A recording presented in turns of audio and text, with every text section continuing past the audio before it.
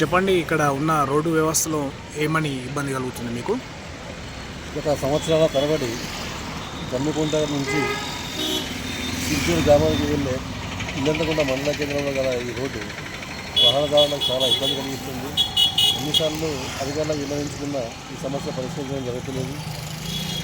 ఈ గుంట రోడ్లో ప్రయాణించాలంటే వాహనాలకు ఇబ్బంది అవుతుంది. టూ వీలర్ మీద పోదామంటే నడుమునొప్పులు వేస్తుంది.